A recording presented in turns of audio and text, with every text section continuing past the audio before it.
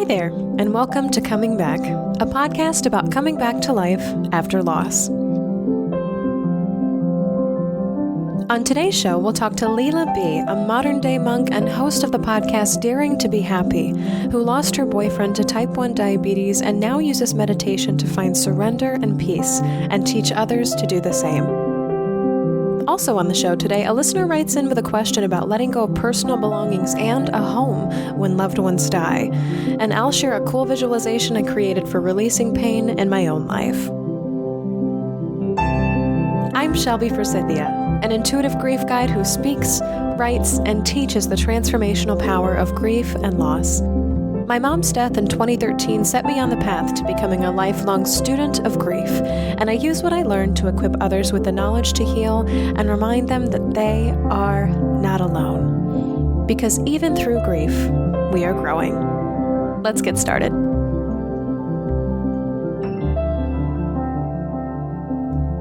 Hi there, and welcome to another episode of Coming Back. I am so glad to have you here.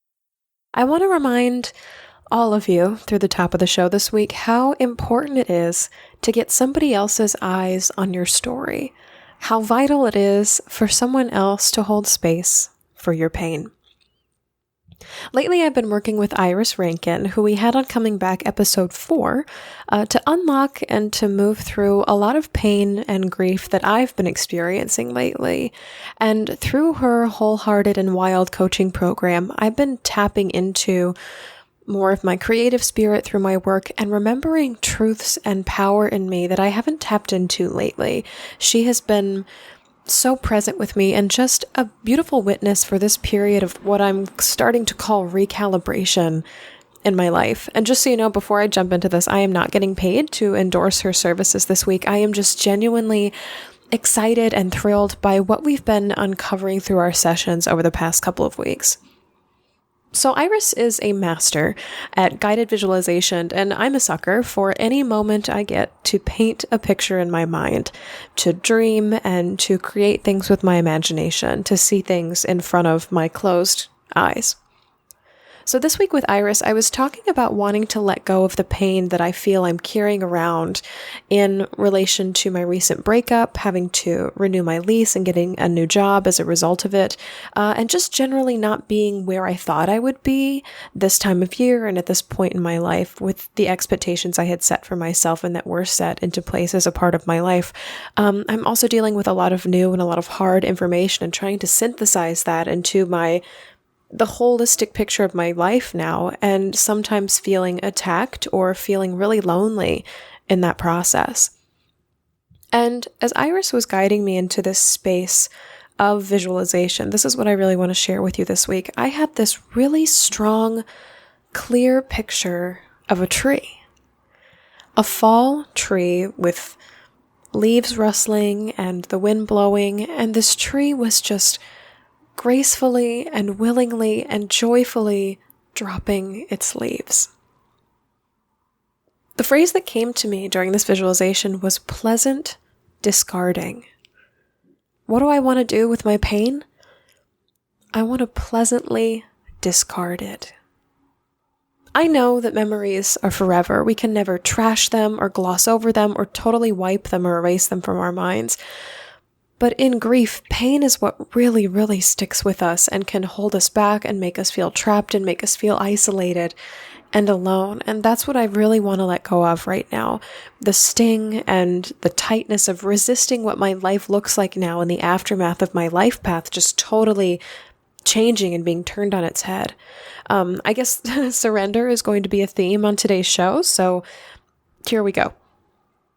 I love drawing metaphors from nature. Even through grief, we are growing. And this week, I was really drawn to this picture of this tree. Trees grow and they root down into the ground and they get pruned and climbed and harvested for different things. Trees do a lot. Trees do so many things.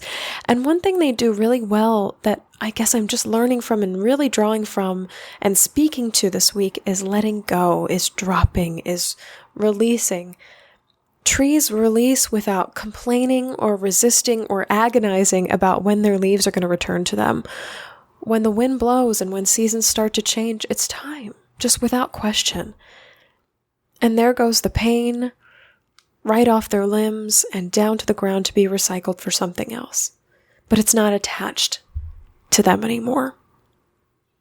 This picture was just so strong for me this week, grief growers. That's why I wanted to share it with you. And please don't get me wrong. Please don't get me wrong. I have said on previous episodes that there was rightness and righteousness and truth in being angry and holding on to what happens to us. There's so much value and power and ownership in taking charge of your story and saying, I'm pissed that things are different, and it's not fair.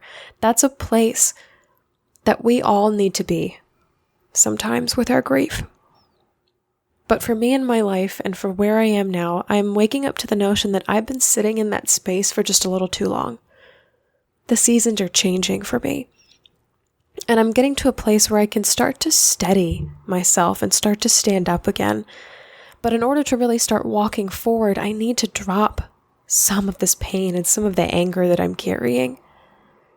So just like the trees outside that are changing here for the fall, I am dropping my leaves. I am making a commitment to you today to start dropping my leaves. I'm dropping the pain. The roots and the trunk and the limbs of this tree are my memories. They're the things that will never go away. My story. They will grow and they will change, but they won't go away. The pain and the heartache and the angst associated with it, that's what will go away.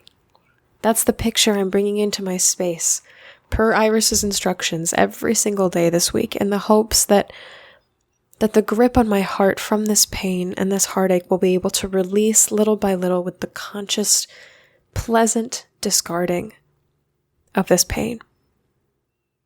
If you're in a space right now where you're ready to release some of the pain associated with your memories, take a look at these trees outside. Watch them release their leaves. As the seasons change, as the wind blows, just watch them fall. Be your own kind of tree, with its leaves dropping, root down, in what you know to be true. Keep your memories. Please keep your memories. Keep your structure. Keep your core. Keep your home. But that pain, that attachment to what should have, could have, would have been, what the grief recovery method calls hopes, dreams, and expectations, let those things fall to the ground. If you're ready, just let them fall when the wind blows next. Their season is done. For me this week, their season is done.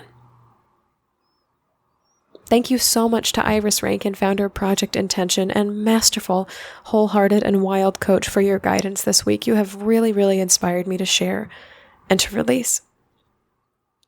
If you're looking for another set of eyes to start walking you through your own grief journey, please contact me at shelbyforsythia.com. I can work with you on your pain or direct you to a magnificent collection of coaches and resources who can as well, whatever and whoever resonates with you.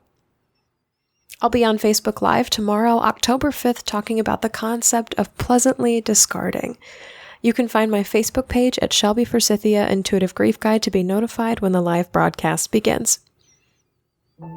Next up, I'll answer a listener question about letting go of belongings and a home after a loss.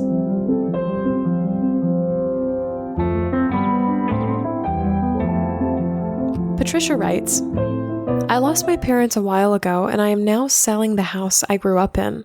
While I know it's time to move on, it's hard to let go and feel good about releasing it.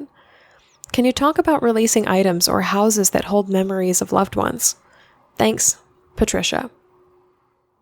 Yes, absolutely, Patricia. Thank you so much for writing in, and I am so sorry to hear about the loss of your parents. Letting go of physical items related to the people that we've lost can be painful and heart-wrenching and can make us feel obligated to decide things based on what other people would want for us instead of what we actually want to do or what feels good. So I'm going to start by giving you some concrete resources. There are 3 of them. First, I was asked to be a guest writer for an article that Closetbox published called 9 Tips for Coping with the Death of a Parent, and you can find a link to this article in the show notes. Closetbox is a storage company that works with people often to store items for a short period of time after their parents die. And they store items for all kinds of reasons, but as a self-storage facility, they do a lot of inheritance and a lot of moving out of a home when someone has passed away. And this article is all about putting yourself in an emotional space and going easy on yourself in dealing with the death of a parent and making room for all of these unexpected feelings to come up. It's a really great place to start to just kind of get your emotional foundation settled. Second article I want to share with you is by What's Your Grief? And this is two women, both mental health professionals, that talk about how grief affects our lives in different ways. And the title of the article is called Dealing with Stuff, in parentheticals, literally, Sorting Through a Loved One's Belongings. And this is a more practical article with steps and checklists for sorting through physical items in your home. So, for example, they ask you, do you want help or do you want to do it alone? If there are people who can't be there to help you, what would they want you to keep for them, like relatives that live in another state? What order do you want to sort through things? How much time will you spend per session going through things, like setting deadlines for yourself or for this process? And then they also have a section about making different quote-unquote piles and boxes. So things like a pile for donation, a pile for you to keep for sentimental reasons, a box for you to keep for legal reasons, a box for you to give to other people, for you to sell, for garage sale, to throw away, etc. I'll also put this article in the show notes for you to find. Again, it's called Dealing with Stuff, Sorting Through a Loved One's Belongings. And also at the end of that article, they link to a podcast that is explicitly related. So if you want to hear them talk about it, as opposed to reading through all the steps, you certainly can. I highly recommend What's Your Grief's podcast in general, because it's really practical. It's super practical. Lastly, Patricia, I will give you an exercise that I picked up from the grief recovery method. And the grief recovery method is famous for dealing with all types of losses, including moving away from a home. There's a technique that I learned that sounds silly at first, but really ensures that you complete the relationship that you've had with your parents' home. And what I want you to do here is to sit down and write a letter to every single room in this house. You can do a room a day as an exercise. You can do every room in the house in one sitting. But when you do this, really focus on each energetic space in this house and speak to it. What memories do you have there? What did you like about it? What did you dislike about it? What will you miss? And what can you say thank you for? So for example, dear childhood bedroom, I'll be moving away soon and won't get to see you anymore, but I wanted to let you know how I felt about growing up and living in your space. I have to tell you, I won't miss looking at your floral wallpaper. I never liked it. I'm sorry that I didn't show you to a lot of people who visited because I was embarrassed by it. Thank you for being a safe place for me to go to, especially that one night when Mom and Dad were fighting and I ran upstairs to get away from their yelling. I really liked how the sun came in here in the morning. It always made me happy as a kid to wake up in my bed in this room. I'm glad I got you all to myself when my brother turned 5. Thank you for letting me carve my initials in the closet door. I will always have that memory. Love, Shelby. And just do this with every room in your house. If you've got kids, it's a really great activity to do with them. You can also do it with your partner or with other family members who are saying goodbye to your parents' home. When you're ready to actually move, to leave the home, take each letter to each room, maybe with a candle or a piece of lit sage or some other friends, family members. Make a little ceremony of it and release each letter to each room as you move through the house. Read each letter along the way. And feel free to cry as you're releasing these letters because you won't see these rooms in the same way ever again. And you are closing a chapter here. Feel free to laugh too because houses hold or can hold a lot of positive memories for us. When you're ready to say goodbye to the whole house, when you're driving or when you're walking or being driven away for the last time, be sure to thank the house as a whole and say goodbye to the house as an entire entity. Forgive it for things you need to forgive it for, apologize to it for things you need to apologize to it for, and thank it for things you need to thank it for, at the very least being a very, very major part of your life and of your parents' life. I know this exercise might sound a little out there, but we form relationships with places the same way that we do with people. And while houses don't speak to us in the same way that people do, they are living, breathing spaces that carry life and energy and are a really big part of our lives. They're where we gather. We need to say goodbye to them to complete our relationships just the same way we need to say goodbye to people that we've lost to complete our relationships with them. And taking the time to acknowledge and to honor these emotional relationships in your parents' home is a huge step in feeling better about releasing it. You actually get to say goodbye. You're not just dashing out the door without acknowledging how much these items and the physical space of your parents' home meant to you, was significant in your life. Thank you so much for writing in again, Patricia. Best of luck. Check out these 2 articles, which again you can find in the show notes for this episode, and of course, the letter writing exercise, which you can replay anytime just by listening to this podcast or by searching Coming Back episode 21 at shelbyforsythia.com. Please submit your question for the show by leaving a voicemail or texting 312-725-3043 or emailing shelby@shelbyforsythia.com. And just like the articles, you can find both of these contacts in the show notes. Next up, we'll talk to Lila B about her boyfriend's sudden death and how she discovered meditation as a doorway and opening to surrender. She'll also be sharing her favorite meditation with us, which I am so excited to pass along to you.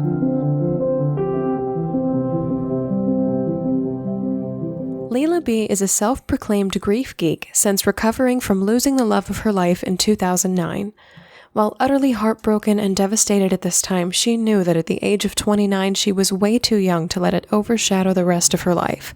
So she surrendered herself to grief, allowing it to consume her and move through her as gracefully as possible. During this journey, she discovered the healing power of meditation, which led her to traveling the world, and along the way, she accidentally became a monk and meditation teacher. Today, she has found peace and no longer finds grief the painful experience it once was. Instead, she has found she can be grateful for all of her life experiences and has transformed pain into a passion of life. While she lives in New Zealand with her mini schnauzer Lulu, she still loves to travel and is currently in the mountains of Spain, meditating alongside 80 other monks. Well, Lila, welcome to the show. I would love to start off where we start off all of our interviews and have you share with us your lost story. Sure. So in 2008, I was 28 years old. And I met a wonderful guy, and it was amazing and lovely. And it was kind of like at that age where I hadn't had a lot of boyfriends in life, and I'd finally met this guy, and it seemed to click really well. We moved in together, and I was getting up to close to 30, and I was like, yes, finally, like my life is on track. I'm winning. I've worked it all out. Yeah. And and then he died. So, wow. Yeah, we'd been living together for 3 months, and he was a type 1 diabetic. Obviously, that had always been, a part of our relationship. But basically, he had low blood sugar, which, is a common occurrence enough for a type 1 diabetic. But it was just one of those situations where he was in the wrong place at the wrong time. And unfortunately, I was talking to him, and he was in the supermarket, and he was starting to get ratty and show signs of experiencing low blood sugar.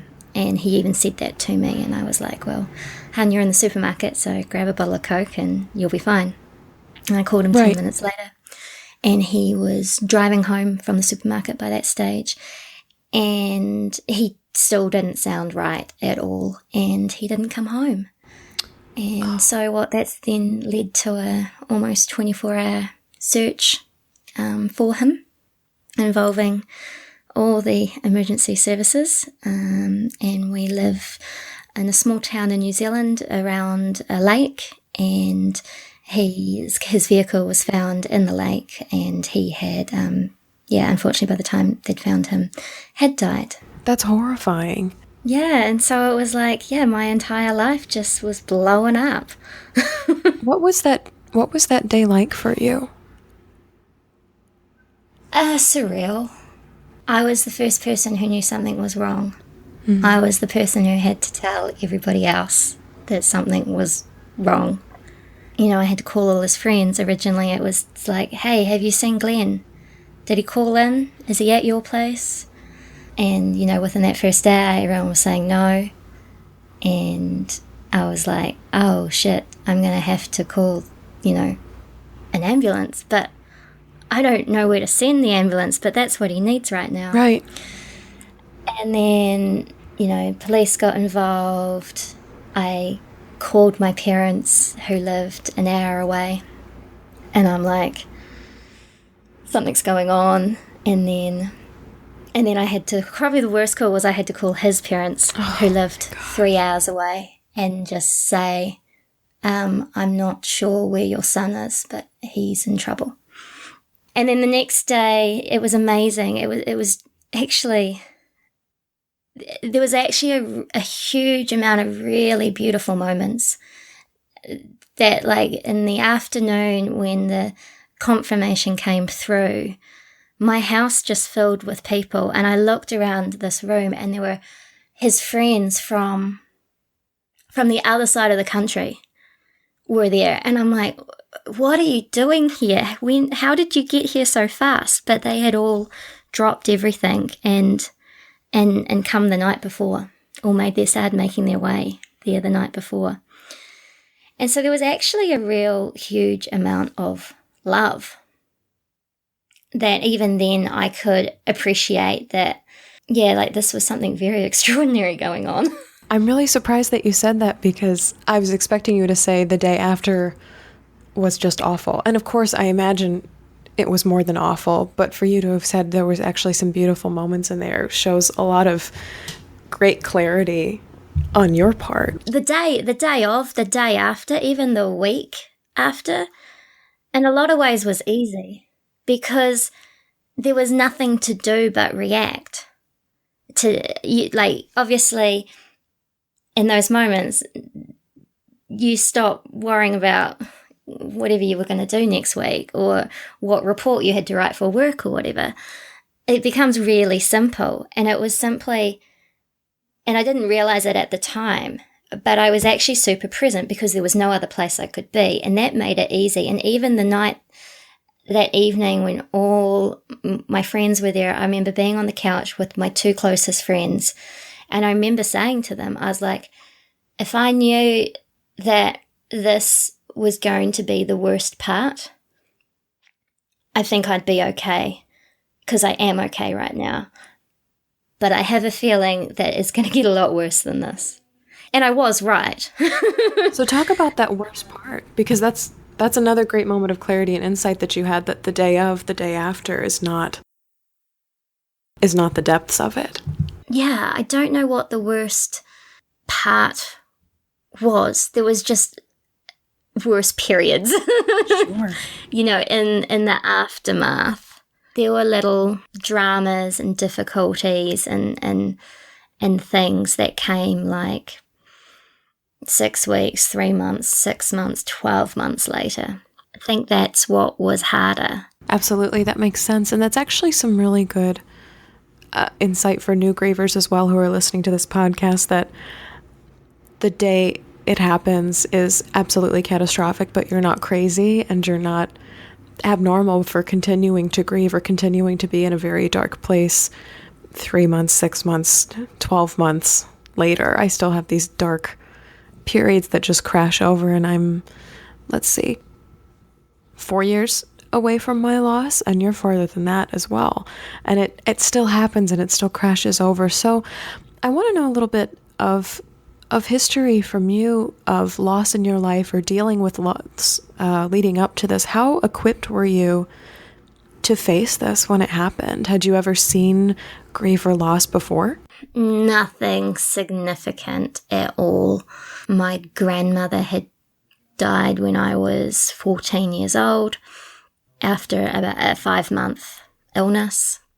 Yeah, no one really that close to me had died. Although in saying that, one piece of clarity, I might be jumping the gun here on some of your questions, Sure, but one piece of clarity I did have quite early on was that although it really sucked, obviously, and my life was a mess, I knew that I couldn't let this huge, massive thing mess me up forever, because I was still way too young for that. And I couldn't, that was even more depressing. Talk about that concept of being way too young for this to ruin your life forever. Or maybe I'm making that a bit of a dramatic statement. No, that's exactly how I would put But it. there's something in there to be said about age, and there's also something in there to be said about grief not stopping the course of our lives. I'm really curious as to how that came to you. Like, where were you when you first had that thought? Well, it almost goes back to like when you asked if I'd had any experience. One thing that stuck in my mind around that was when I was about 14, a kid I went to school with died. He was accidentally shot in a hunting accident. And it was a small community, and I kind of regularly heard over the years afterwards how his parents had really struggled to move on and to find peace, and they were still they hadn't yet forgiven or found forgiveness, for the other hunter who had done this.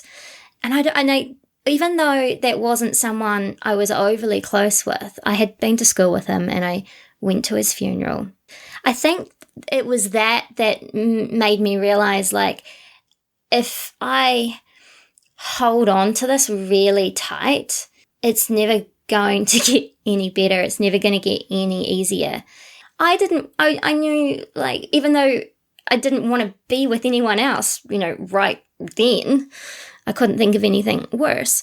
I knew that at like 30 years old, I was still young and I still had, a chance at life, at another relationship, at the chance to get married, to have babies, and all those things that, had felt being ripped away from me in that moment. Yeah, so I kind of, because of that, it wasn't that I wanted to push through grief, but I wanted to surrender to grief fully and completely, in the hope that there would be some resolution kind of on the other side, and I would be able to like move on and move forward with life. I love that phrase that you just used, surrendering to grief. Is that something that you actively decided to do, or is it something that just happened? Yeah, it was definitely a bit of both. I was consciously I let go some bits and pieces. I let go quite a bit of work, and I was able just to spend quite a bit of time going inward and just putting myself number one and being really selfish in that, or self-interested in that, because selfish has such a negative connotation and I don't think it should. I'm not sure I'm going to word this correctly, but how did you keep your grief constructive, or how did you stay conscious in it?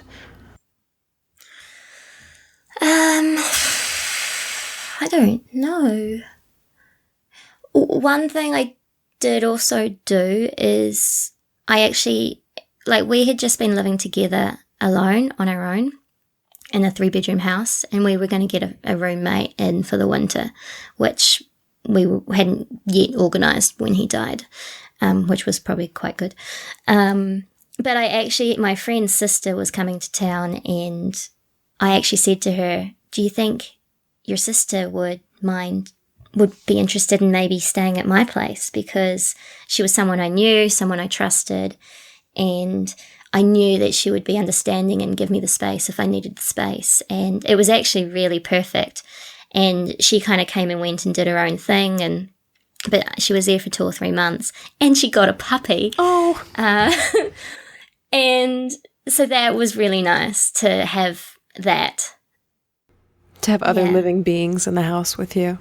Yeah, I love that visual for you as well. I'm not sure if I've forgotten your question now. I can't remember if that's an answer or not. Just how did you continue to stay conscious in grief? Because when we're alone, it kind of, grief has the potential, especially around the beginning, to just kind of wash over us and render us totally, I don't want to use the word useless, but just like we lay there. Paralyzed? Paralyzed. Yeah, so I did get a little bit of professional support, first from at around that 3 or 4 month mark. I saw someone, and she just kind of, and I think it was only 2 or 3 sessions, I think she was maybe just checking for like post-traumatic stress stuff. Mm-hmm.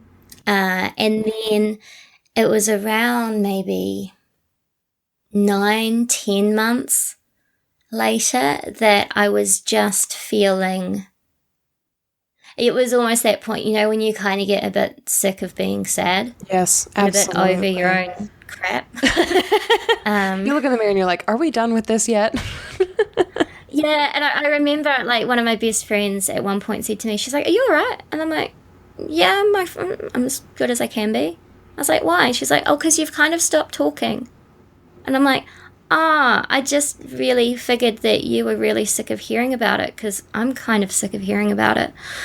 She's like, but if you still need to talk. I'm like, oh, God, yeah, I need to talk. Oh, what a wonderful friend. I love that for you. Yeah. Yeah, so I did get a bit more like professional therapy for a couple of months. And then later down the track, I worked with life coaches and things quite a lot, and then meditation. All right, so I think I'm ready to crack into that with you. When or how did that come to you? What happened to bring it into your life? Well, I actually started talking about it within a few weeks of Glenn passing, and I was talking about it with one of his best friends who happened to be a meditation teacher. I'd met him briefly just before he travelled from New Zealand to Spain to meditate for 6 months, full time. And then he came back and he's like, yeah, I'm a meditation teacher now. And I'm like, that's kind of cool. And I had been told that Glenn had actually done a meditation retreat in Thailand years before we met. By the sounds of it, he had, found that hugely beneficial for him at that time. And I know he was at that time getting over quite a long-term relationship. And I hadn't really ever talked to him about that experience in great depth, but everyone had said that had really kind of had a really positive, or been a really positive experience for him. Mm-hmm. So about a year after he died, I went to Thailand for a month and I looked for a meditation retreat. And I went to this 10-day silent meditation and it was kind of like this kind of pilgrimage type thing, because I knew that this is what he had done. And it was kind of a disaster. Oh no. I found it really difficult. Everything I know now, like I understand what was happening and why I experienced what I experienced. But being in Thailand at this like Thai monastery, with these Thai monks who had their own version of English, I wasn't really getting the support and the understanding to my questions that I needed to really understand why, because I felt worse than like almost ever before. Like knowing what I know now, I know that when you give yourself that space, literally, to sit down and rest more in stillness, it allows the body to heal. It allows your mind to heal. And so what happens is your body releases stress through the forms of a lot of thoughts, and they can be uncomfortable. So there was that. And then I kind of came home and I was like, yeah, I'm not totally sure this meditation stuff is for me or not. But it kind of kept niggling away at me. And eventually I went back to his friend. Because when he first talked about it with me, at that time, I was like, he was kind of explaining how, it allows you to let go of your thoughts and feelings and emotions. And I'm like, how can you tell me that what I'm experiencing right now isn't real? It seemed, and I should just let it go. It's like pretending it never happened. Like he never happened. Like our relationship meant nothing. It just seemed really detached and cold-hearted. Yeah, almost insulting. Yes, absolutely. Yeah. Like, how dare you say that this is all something in my head? Yeah. Absolutely. That's probably not quite what he said, but that's what I heard in my present state. So eventually he came down and he taught me this meditation technique over a weekend course. And that was fine. And it was a really nice, relaxing weekend. And we were supposed to meditate for 20 minutes 3 times a day. That was like the homework. And I was really bad at the homework. I would sit down and I'd meditate, and I'd last about 5 or 10 minutes, and I'd be like, this doesn't really feel like it's working, or it's a bit boring, and I should really get out of bed and, get going for the day. And I didn't kind of connect this next event to meditation at the time until actually a long time later. But about 6 weeks after I learned to meditate, one day I had this really profound experience, which I call the enlightened washing line moment, because I was hanging washing on the line. And I don't know what kind of day I was having, but I appeared to be in my head and thinking a lot and, comparing my life to that of my friends, our friends, who were all at that stage where they were getting married and buying houses and having babies. And so I was playing this huge comparison game, which is never good. And all of a sudden, I saw all my conditioning, like I saw a lifetime of conditioning on how I thought my life was supposed to look in order to be successful. This whole story is, and I think it's pretty typical, that, I was sent to a good school so I could go to university, get a degree, get a good job, climb the career ladder, meet a guy, get married, buy a house, have babies, preferably in that order by the time I was 30. That was my story. Yes. And so everything had been going according to plan right up until that moment that he died. And then I'm like constantly going, this is so unfair. All my friends around me are living the life that I was supposed to be living. And while hanging up the washing, I just suddenly saw that it was all, can I swear on this show? Absolutely. It was all bullshit. And the only person holding me to that story was me. And I had always felt like it was an external pressure that was coming from others. That's what they expected my life to look like. Mm-hmm. And I suddenly realized that nobody really gave a shit. They just wanted me to be happy and not sad anymore. They just wanted the best for me, my friends, my family, who had been so supportive and so loving. And I realized that, the only person holding me to this story was myself. Yeah, and that's so real for grievers, because grief just comes into your life. And when I was first starting doing grief as a business, I would call grief the ultimate pivot point, because it just comes into your life and forces you to change direction. You don't really get a choice of what the direction is. But yes, the path that you were on no longer exists, and you have to pivot and go in another direction as a result of your grief. And your story looks totally different, and we're pissed. Like, we're all pissed about it, and we're pissed about whatever happened to us, whether it's a death or a divorce or diagnosis or what have you. But we're also pissed because our story doesn't get to happen anymore. Like, we lose the hopes and dreams and expectations that we have for ourselves and for our futures. And that's the bullshit story that we're looking at, is that, oh man, this is the story that I created for myself that doesn't get to happen anymore, and we're mad when these things get torn away from us. Yeah, and so that was the washing line was a huge pivot, because suddenly I realized I was completely free to do whatever I wanted. I'd been trying to buy a house because that's what I thought normal, responsible, grown-up people did. And I realized I didn't want a house and a mortgage. And so within 2 months, I had quit my whole life. I had packed up my house. I had quit my job. I'd temporarily rehomed my dog, and I'd gone traveling. Were you scared at all of embarking on this path instead of the previous story? By that point, no, I wasn't, because I was so done with trying to still maintain, these old standards I was trying to live up to. Mm-hmm. I was so ready for adventure, and I was just so ready to just tip my life upside down and see what fell out. And I'd already had flights booked to the UK, and I simply moved, and it was only supposed to be for a 1-month holiday. And so I just moved that first flight forward a few months, and my sister was living in London, and I started there, and I thought, if I'm going to travel, I should try and maybe do something productive. Something that a lot of my friends had done was super yachts, or worked on super yachts. So I was like, oh, well, I'll travel Europe and I'll see the world on a boat and it'll be amazing. This will be my new career. Mm-hmm. And it didn't quite work out that way, but it was a really good start and it gave me something to do. And so I had an amazing few months, like training in the UK and living in the south of France near Cannes and Monaco and working on a few boats. And it was actually the hardest work I've ever done, and it didn't actually really suit me.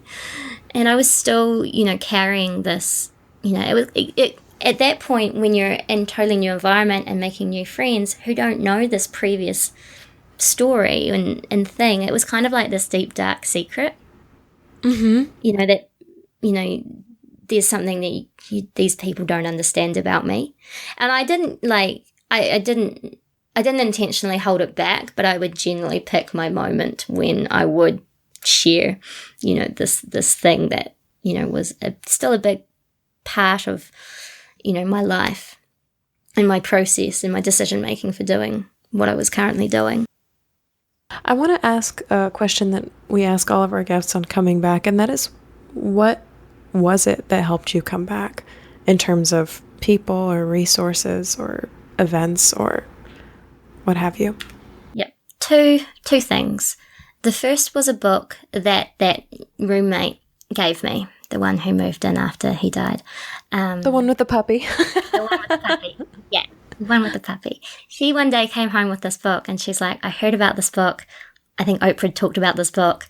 And she just gave it to me. And it was a book called Heartbroken Open by Christine Carlson.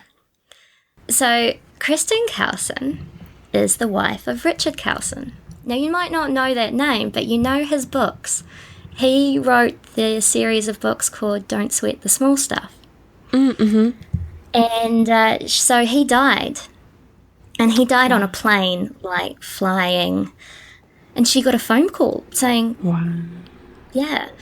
And so she wrote this book, and she'd written a lot of the Don't Sweat the Small Stuff books with him. So she was heavily involved in all of that. So she wrote this memoir about her experience of grief through that. And she had these really beautiful, it was probably the first kind of new age spiritual book, or non-religious but spiritual book that I'd read. And because I wasn't religious at all in my adult life, and I didn't, it wasn't really something that was in my awareness at all. And so Christine's book started to delve a little bit more into that, and she had 4 kind of key chapters or lessons, that type of thing. And it was really beautiful. And I remember I joined her website group, and I had these 4 little words printed off and stuck on my bedroom wall. And I really found, and when my roommate gave me the book, I just went to bed for the day and read the whole thing at once. Wow. It spoke to you that strongly. Yeah. Yeah. I went to bed and cried and read the book. Yeah, it was great. But no, it was actually very cathartic at that time. And it really resonated with me, because I'd found a couple of grief books, but they were hard. There weren't a lot out there. They were hard to find. I found that one, because too. It was the loss of a partner. Mm-hmm. Yeah, because it was the loss of a partner, I really resonated with it. And she was really open and yeah, just the starting of this kind of spiritual awareness was starting to come through for me. And so what was that second resource as well that helped you come back? Well, the second resource was the meditation practice. And so the technique that I learned was called Ascension meditation. And it's taught by the Ashayas of the Bright Path, who have teachers all around the world. And like I said, and I didn't realize that one of Glenn's best friends, who I knew as Trevor, I didn't fully realize that he had actually become a monk when he went and did this 6-month meditation thing. Oh my goodness, how fun and interesting. Yeah, I know. And like I'd seen on his Facebook, like his name had changed. He'd added in this name and it was really long and it was a complete mouthful. I couldn't say it for years. It's Brahmananda. And everyone just looks at it and doesn't know how to say it. But so I'd seen this name appear as part of his name on Facebook and I didn't even really like register what that was about. But yeah, so I learned that technique. And so when I had then decided to go traveling and I was in Europe and I'd been living in France all summer and the super yacht thing wasn't really working out. I called him up and I was like, you said this meditation place you went to was in Spain, right? And he's like, yeah. I was like, well, I'm in France. It's next door. I thought maybe I might check it out for a couple of weeks, see if I can kind of get the hang of this meditation thing. And he was like, yeah, do it. Go for it. I flew to Barcelona. I think for the first 10 days, it was kind of similar to the first experience. It felt a bit traumatic. But this time I had, a lot of support and a lot of teachers who I could turn to and ask for help. And even if I didn't want to ask for help, like I couldn't stop crying at some point. So I didn't really have much choice. Right. And it was just, finally giving myself some space to allow some of that deep held grief to move and to lift. And at the end of that first 2 weeks, that's what happened. I've almost physically felt grief leave me. Or maybe not grief, but the pain leave me. Mm-hmm. Because the grief can still be there. It's only the pain we attach to it that is the problem that causes the suffering. And that is what I started to learn and discover, and that was profound. I want to know from a monk, if you have a message or a mantra or a meditation that you use specifically when grief comes up the most. Like, do you talk to it? Do you talk to Glenn? Do you talk to yourself? Like, what meditation or what part of meditation helps you the most through releasing that pain of grief?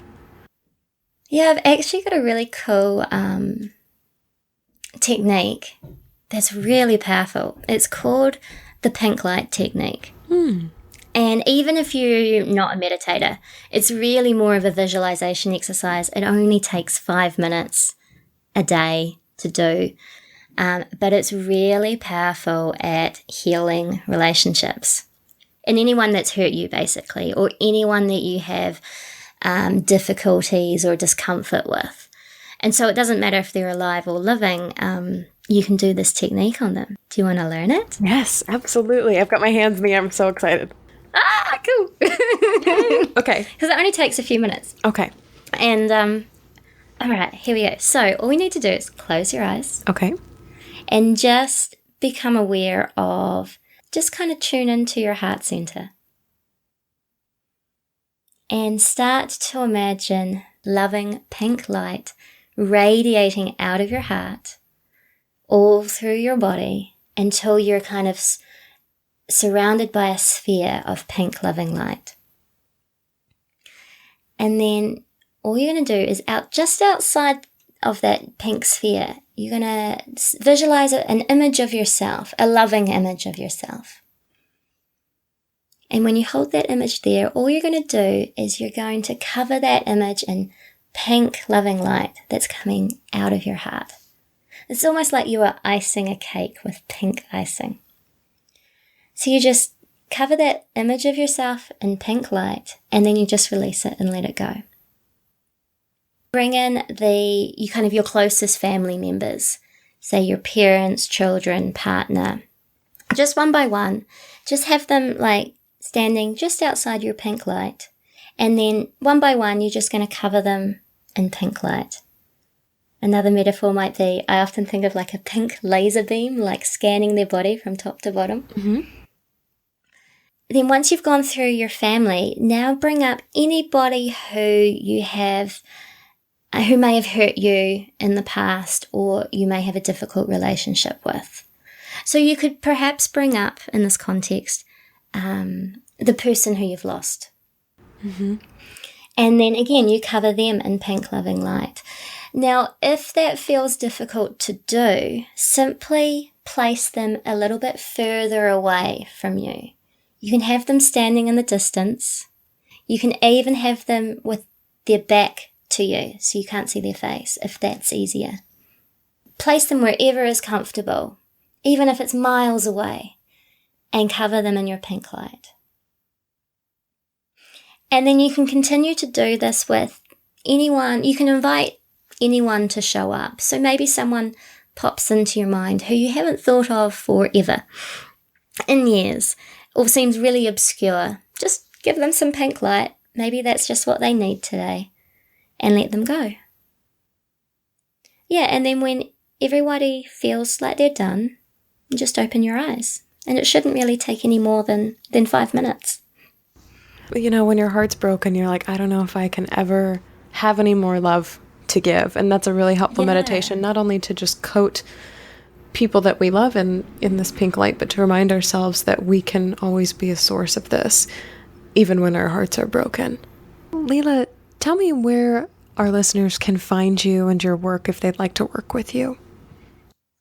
Cool. So my new website is simply lilab.life.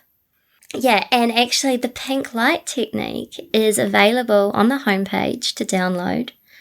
And you can get it as just PDF instructions, and also like a 5-minute audio, very similar to what I just shared from me, but you only need to use it a couple of times before you kind of get the hang of it.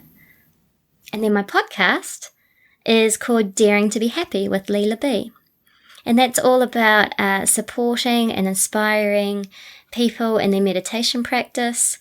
And on the show, I do one interview each week, and at the moment, I'm just interviewing all my other monk mates and sharing their stories of how they got started, what the previous episode of their life looked like, what drew them, or what was that pivot point that drew them to meditation, and then like how did their life change after that. I also do a second shorter episode each week where I just answer any questions that anyone's got about meditation. Yes, that makes perfect sense. Oh, how cool. What a great little collection of resources and stories. And before we go, I just want to ask you, how are you daring to be happy today? Oh, well, I'm actually in Spain at the moment, back at the meditation retreat that I spent 6 months at 3 years ago. Oh, neat. Yeah, and so I was daring today because we just had a meeting, and I just put my hand up and got super kind of vulnerable and shared some difficulties that I was having, and asked for some help.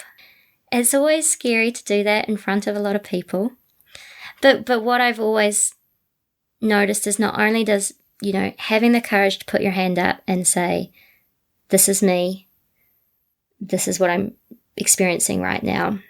One, helps to simply shift whatever it is, whatever the problem is, and kind of helps to bring you back to the present and to stillness. And also, people have often when I do that, will come up to me afterwards and say, thank you so much for sharing that, because that's something that I feel or I experience as well.